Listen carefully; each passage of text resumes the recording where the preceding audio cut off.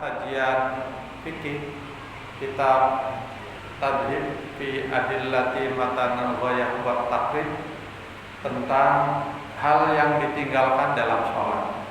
Bagian kedua.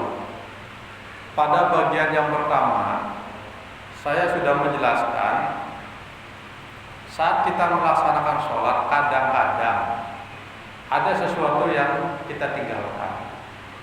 Faktornya bisa karena lupa, seringnya sih karena lupa, ya, atau karena unsur-unsur lain, ya, tak buru-buru sehingga sengaja ditinggalkan. Ya.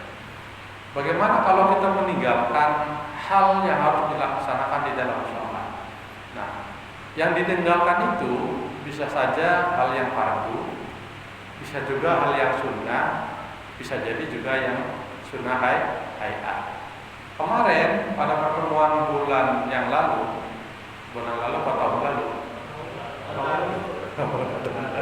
tahun lalu 2023 ya, lama tinggal 2023 ini udah tahun baru. Ya, tahun baru enaknya rumah baru, ya, berarti ya, apa komentar? Bini baru.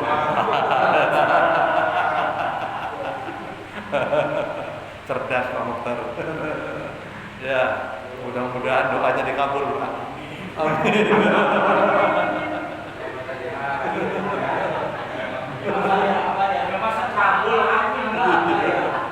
Mudah-mudahan dikabul lagi. Pak RT ikut amin nggak tadi? Aku dia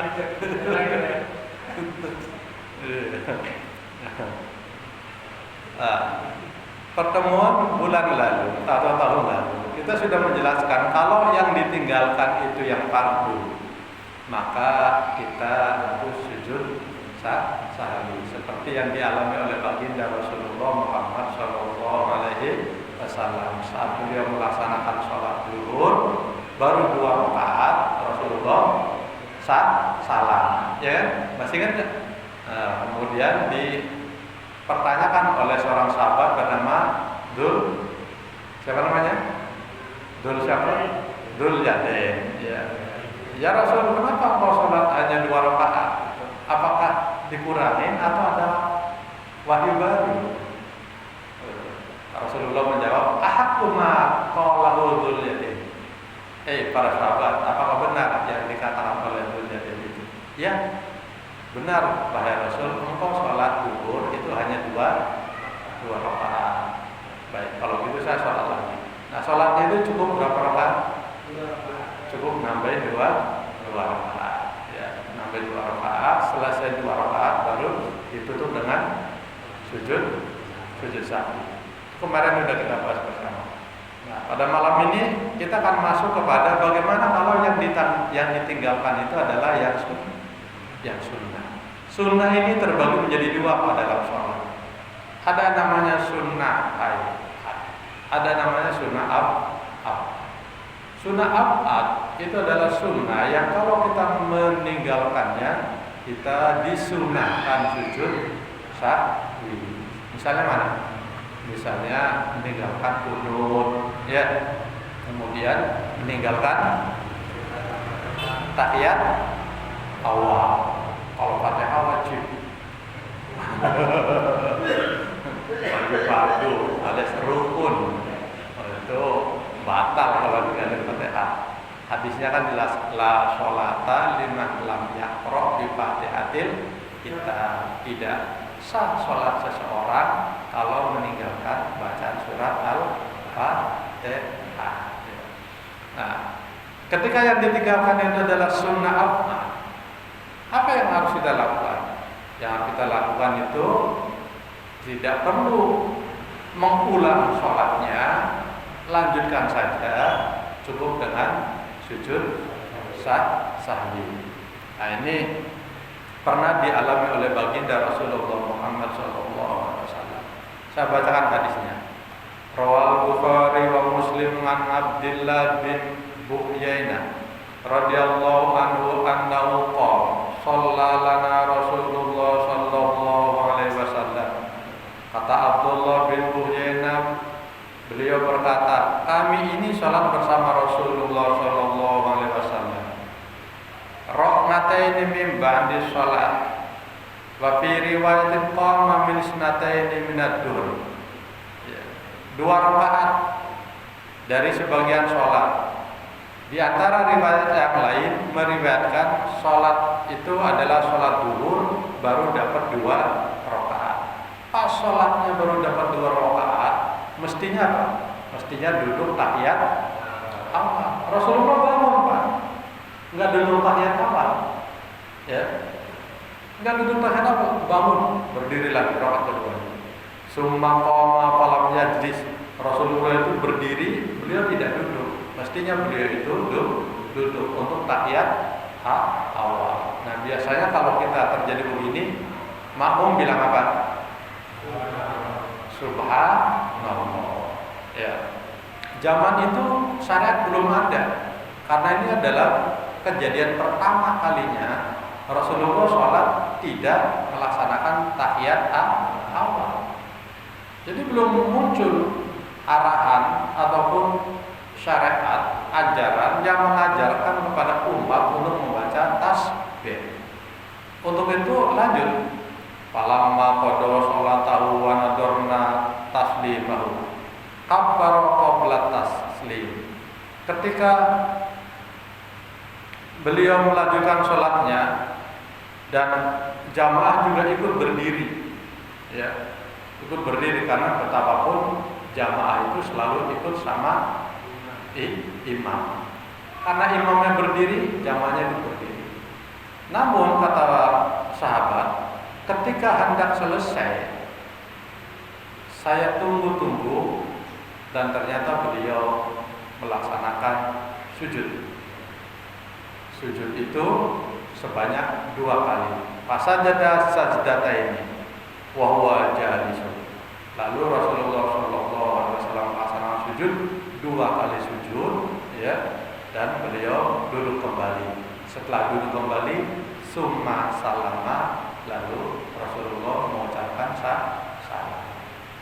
Ya. Nah, sujud ini kemudian disebut dengan sujud sahwi. Sujud sahwi itu apa artinya?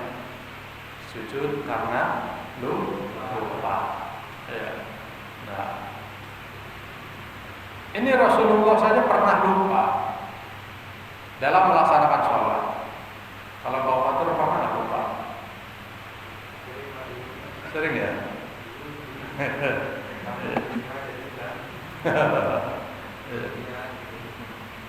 Ya. Nah, tapi lupanya Rasulullah itu menjadi syariat. Nah, ini yang kita ambil pelajarannya. Ya. Maka beliau sendiri pernah bersabda begini.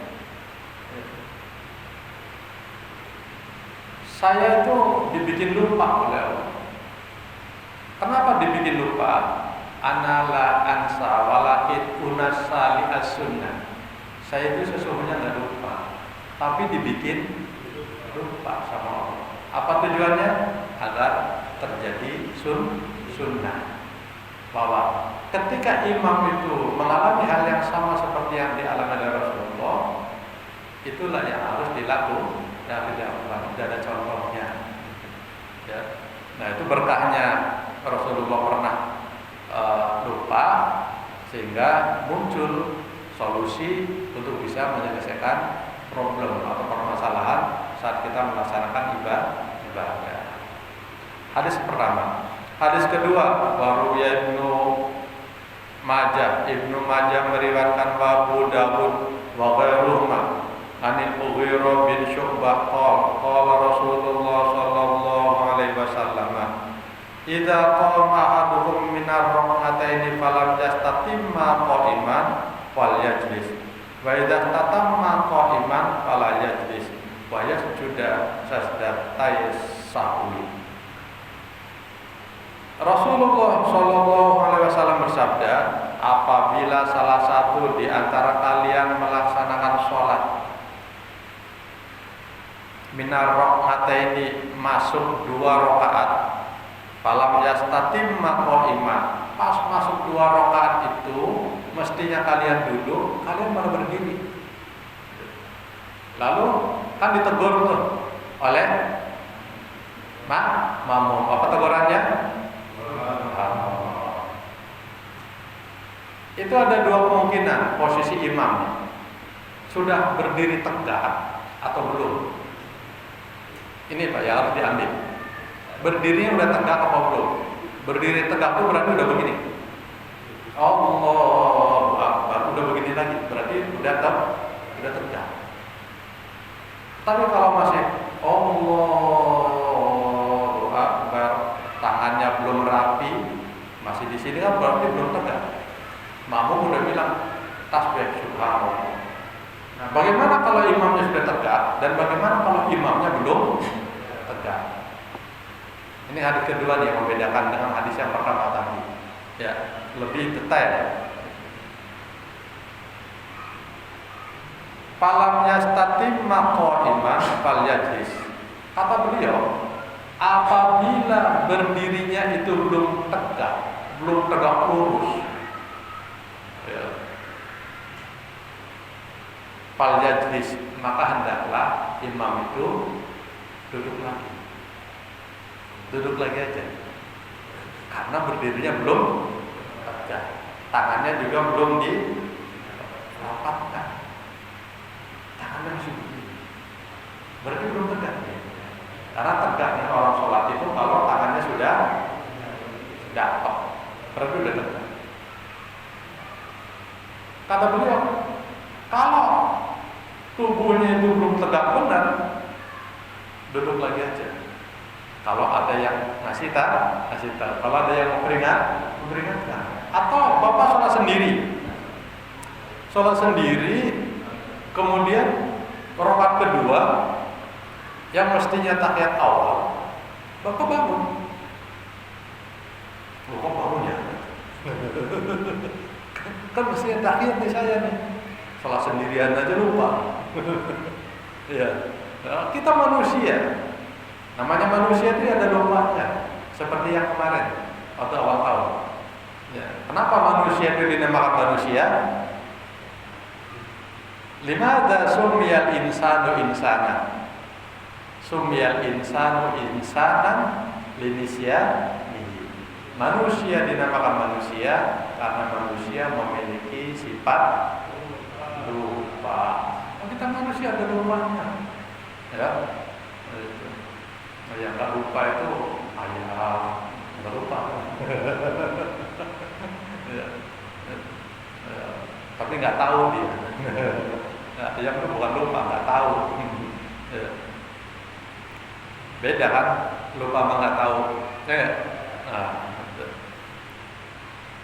kita ada lupanya. Nah, saat kita lupa itu dalam rakaat, kalau belum berdiri tegak, kita langsung duduk lagi aja. Wa idza tatamma qa'iman fala yajlis, kata Rasulullah. Apabila sudah berdiri tegak, berdiri tegak, makmum masih berkata subhanallah kedua kali, subhanallah, nggak duduk juga. Ya, imam terusin aja. Makmumnya kan yang galau. Gimana? Udah diteriakin subhanallah, imam nggak mau duduk tahiyat awal. Sikap makmum bagaimana? Tetap duduk tahiyat awal atau berdiri ngikutin imam? Yang benar adalah berdiri ikutin imam.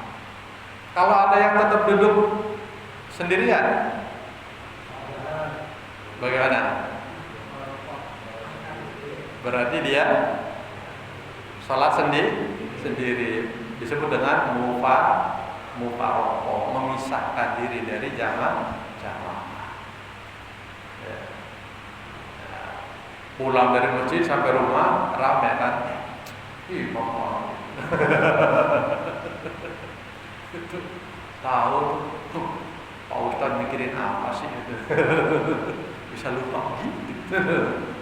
Ya namanya juga manusia, ada lupanya. Kalau nggak pernah lupa ya namanya bukan manusia ya Pak Fatur ya. Yang nggak pernah lupa siapa? Malaikat itu nggak pernah lupa. Ya, di beliau selalu ingat.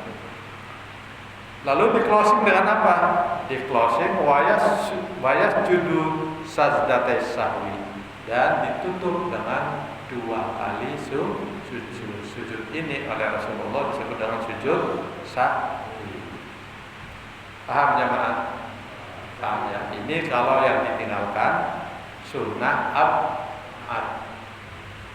Tapi kalau yang ditinggalkan itu adalah sunnah hayat, maka nggak perlu mengulang. Sekaligus juga tidak perlu sujud sahwi, udah terusin aja. Ya. Kalau yang ditinggalkan sunnah hayat itu yang mana misalnya? Sunnah hayat, ya.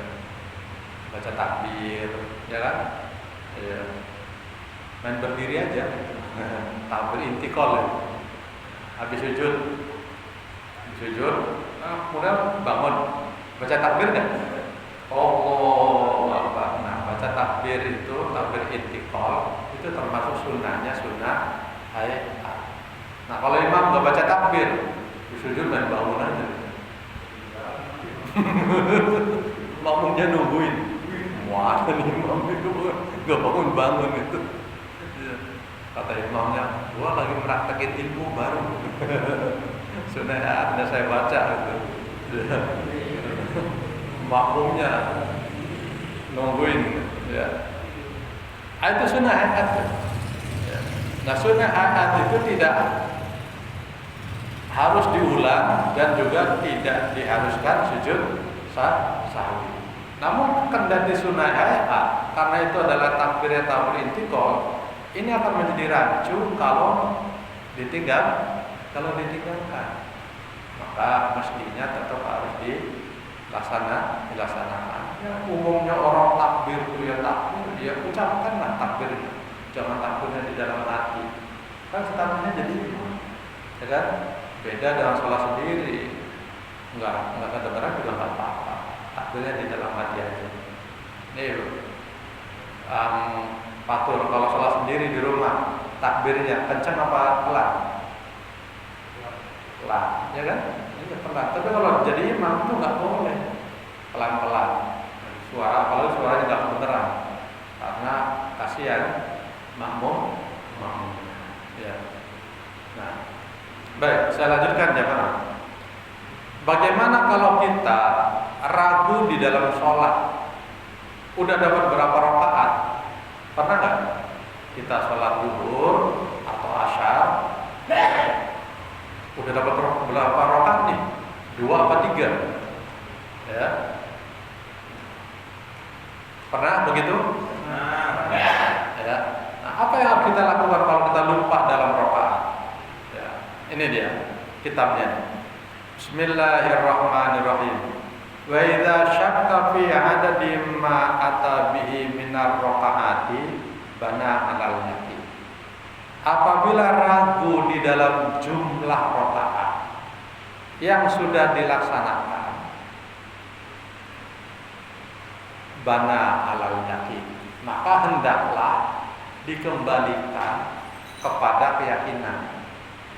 Yakinnya itu 2 atau 3, ya.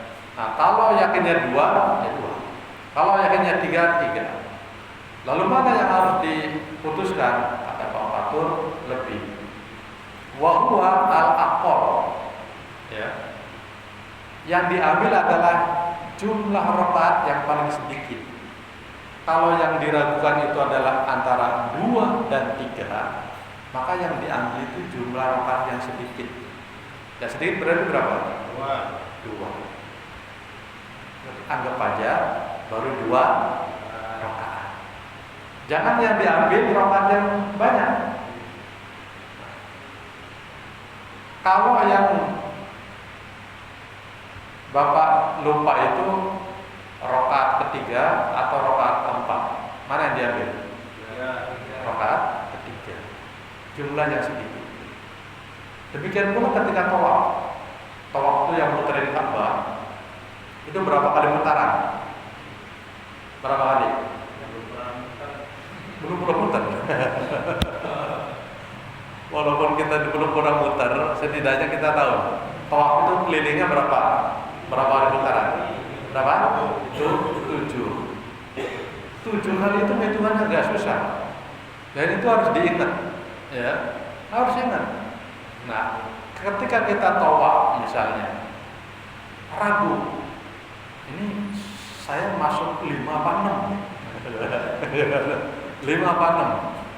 Maka yang diambil adalah al-aqall, jumlah yang paling sedikit. Berarti berapa? 5. Anggap aja baru putaran ke 5. Seperti itu ya. Ya. Nah, termasuk masalah sholat. Jadi jumlah al-aqall itu yang sedikit. Ya, itu. Jumlah yang paling sedikit. Kalau kita ngambil jumlah yang sedikit, itu kan kemungkinannya bisa jadi sholat kita ini yang mestinya 2 rakaat menjadi berapa? Menjadi 5. Ya enggak? Karena kita ngambilnya yang sedikit. Betul. Kalau kita ngambilnya yang 3, antara 2 dan 3. Kalau kita ngambilnya yang 3, itu juga ada ketentuannya. Nah, ini hadisnya di jamaah. Bagaimana kalau kita ngambilnya yang sedikit? Dan bagaimana kalau kita ngambilnya yang banyak? Ini dia hadis yang menjelaskan tentang ragu di dalam sholat, apakah 2 atau 3 atau 3 dan 4. Rawah Muslimun, diriwayatkan oleh Imam Muslim, an Abi Sa'id Al-Khudri radhiyallahu anhu qala Rasulullah sallallahu alaihi wasallam, idza syakka ahadukum fi sholati, apabila salah satu di antara kalian itu ragu di dalam sholat, falam yadri kam sholat, kamu enggak tahu sudah dapat berapa rakaat sholatmu itu. Kata Nabi, salasan am arba'an, dapat 3 rakaat atau 4 rakaat, kata beliau. Ya. Fal yatruhisyak, kata beliau, buanglah jauh-jauh yang meragukan. Buang jauh-jauh yang meragukan. Ya.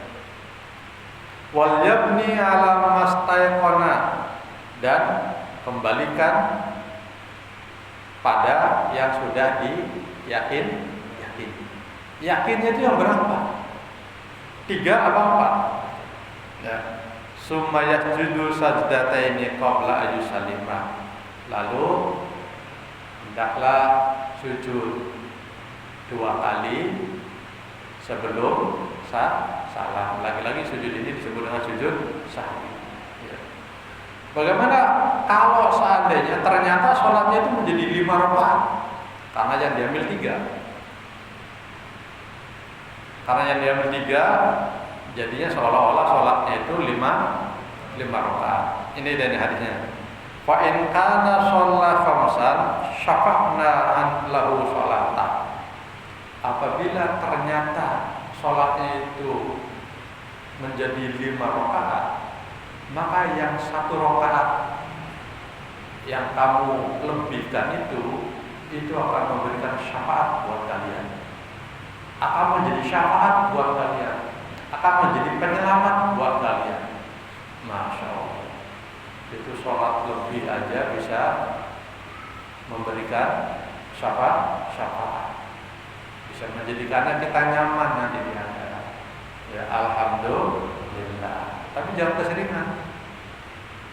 Keseringan dilebihin gitu sholatnya. Kalau keseringan dilebihin, itu nanti merubah rakaat. Sholat duhur yang mestinya 4 rakaat menjadi 5. Itu malah kriminal gitu jadinya, termasuk menjadi aliran apa? Aliran sesat, ya kan? Karena itu merubah jumlah rakaat, nggak boleh. Ini kalau yang lupa seperti itu ya. Nah, ketika kita lupa, itu yang disampaikan oleh Rasulullah. Ya, ada solusi. Bagaimana cara kita menyelesaikannya? Sampai Rasulullah, ketika kita sholat kita lebih, itu masya Allah, ternyata itu adalah merupakan celengan buat kita di akhirat nanti. Dan satu yang lebih itu itu akan menjadi syafaat buat kita nanti di hari kemudian. Subhanallah, walhamdulillah, wala ilaha illallah, wallahu akbar. Ya, kita jamaah ini kita indahnya ngaji. Ya, indahnya ngaji itu seperti ini. Kita selalu ada ilmu baru yang kita dapat. Terlebih hadisnya adalah hadis mutawatir, hadisnya adalah hadis sahih. Dan disampaikan oleh beliau, siapa yang tidak kenal dengan Sa'id Al-Khudri, seorang kibarus sahabat besar, ya. Dan beliau adalah min ahli muhaddisin, termasuk ahli hadis, perawi hadis, ya. Sahabat beliau, dan tidak diragukan lagi kecerdasan dan juga kesahihan hadis. Lalu diriwayatkan oleh Imam Muslim, ya, dalam kitabnya yang hadis yang ke-571. Itu hadis dari Abu Sa'id Al-Khudri. Nah, jamaah rahimahullah, ini yang membedakan antara yang ahlul ilmi dengan yang bukan ahlul ilmi. Antara orang yang berilmu dengan yang tidak berilmu. Maka Allah Subhanahu wa taala itu menyindir, ya, menyindir orang yang berilmu dengan yang tidak berilmu. Apa sindirannya? Apa buliannya? Qul hal yastawil ladzina ya'lamuna wal ladzina la ya'lamun.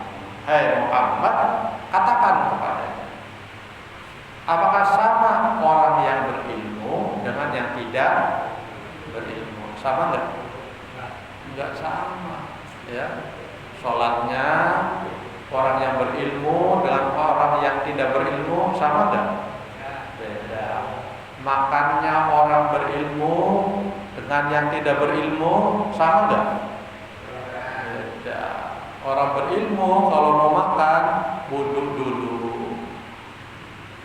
Mau makan wudhu dulu. Kemudian baca doa, Allahumma apa? Balik celana. Allahumma barik, bukan balik. Barik lana bima razaqtana wa qina adzabannar. Baca doa dulu. Ketemu istri, orang berilmu itu baca doa. Nemuin istri, Allahumma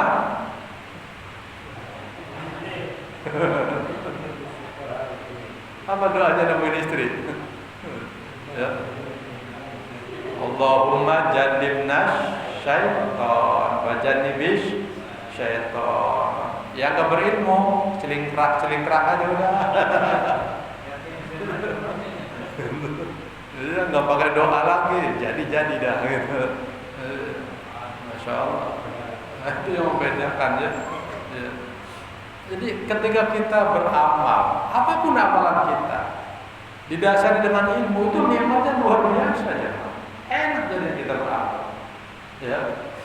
Coba kalau tidak didasari dengan ilmu, bingung kita. 4 apa 3? 3 apa 4? Lu gimana nih? Sudah enggak ya? Bingung nih. Tapi bagi kita yang udah ngaji, enak. Oh iya, saya ingat jumlah yang paling sedikit. Nanti dipinisin sujud sehari, kelar. Ya. Dan ketika posisi antum jadi imam, itu luar biasa. Melaksanakan sesuai dengan ilmu, ada jamaah yang nanya, kok pakai sujud sahwi segala? Kan kadang ada jamaah yang kritis terhadap imamnya. Nah, karena imamnya ini punya ilmu, enak menjelaskannya. Ya, enak menjelaskannya. Oh, itu sujud sahwi itu adalah sujud yang dipakai saat kita lupa dalam melaksanakan ibadah sholat, terutama yang sunnahnya. Seperti itu dijelaskan. Ini yang seperti ini hanya ahlul ilmi, hanya orang-orang yang punya ilmu. Maka derajat orang punya ilmu itu subhanallah tingginya luar biasa. Bahkan di akhirat nanti ahlul ilmi itu berdiri sejajar dengan para malaikat. Ya, syahidallahu annahu la ilaha illa huwa wal malaikatu lalu wa ulul ilmi Qa'imam bil qist. Ya. Itu kesaksian. Ya, ketika nanti di alam mahsyar menyaksikan dan melihat ribuan orang, itu kesaksian mereka yang bakal masuk surga. Syahidallahu annahu la ilaha illallah. Ya. Kemudian kalimat syahidallahu annahu la ilaha illallah itu selanjutnya adalah wal malaikatu, ada para malaikat. Di samping malaikat lagi siapa? Wa ulul ilmi, bersama orang-orang yang memiliki ilmu, para ulama, para kiai, para ustaz, para santri, para jamaah masjid al-ikhlas. Ya. Bukan min ahli ilmi. Walaupun derajatnya itu masih thalabul ilmi, tapi kita setidaknya menjadi orang yang senang sama ilmu. Senang sama ilmu itu udah keren. Kun aliman au muta'alliman au muhibban au mustami'an wala takun al-khamis. Jadilah kalian orang yang berilmu. Kalau kalian gak bisa jadi orang berilmu, turun derajat kedua. Jadi orang yang mau belajar, mau mengaji. Kalau nggak bisa juga, muhibban, atau orang yang mencintai ilmu, ya, mencintai ilmu, senang sama pengajian, senang sama ilmu, senang sama majelis taklim. Mustami'an, kalau nggak bisa senang, ya mendengarkan, dengerin. Kita makomnya di situ, muta'alim, muhibban, dan juga mustami. Maka ngaji seperti ini namanya ngaji kuping, atau disebut dengan ngar. Ngaji sambil dengar. Kalau Pak Hadin beda itu makomnya, citet. Ngajinya sambil nyatet.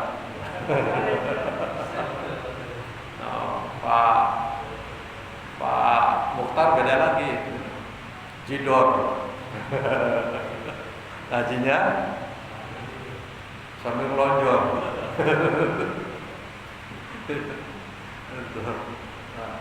Jamaah rahimakumullah. Ini kita ngaji ya. Fa in kana shalla khamsan syafa'na lahu sholatu. Kalau sholatnya itu ternyata lebih menjadi 5 rakaat, maka sholatnya itu akan menjadi syafaat bagi dia. Wa in kana sholat itmaman li arba'in. Bagaimana kalau ternyata itu pas menjadi 4 gitu. Karena yang tadi diragukan kan 2 atau 3. Ternyata Bapak ngambilnya yang 3, dan 3 itu ternyata pas 4 rakaat. Kalau ternyata sholat Bapak itu pas rakaatnya, yaitu sebanyak 4, kanata targhiman lisyaiton, maka sholatmu itu yang pas 4 rakaat itu menjadikan setan semakin murka, setan semakin tidak nyaman, setan menjadi semakin sakit hati sama antum, sama kalian semua. Alhamdulillah. Sering-sering lah bikin sakit hati sama setan, biar baper terus dia. Jadi setan itu sangat tidak nyaman kalau ada orang yang sholatnya itu sempurna, kalau ada orang yang sholatnya benar, kalau ada orang yang sholatnya itu sesuai dengan ilmu, itu setan tidak nyaman.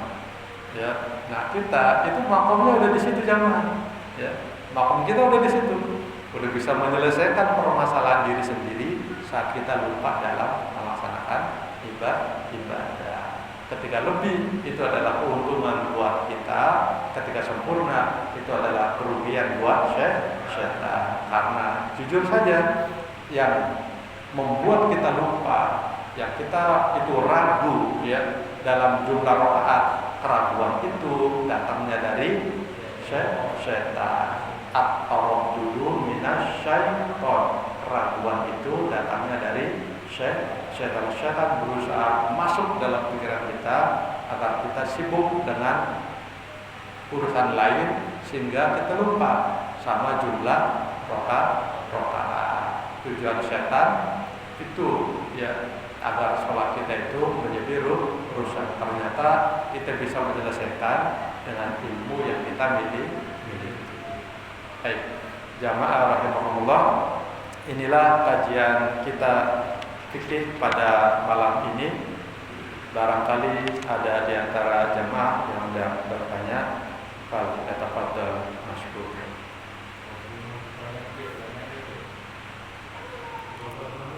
Monggo.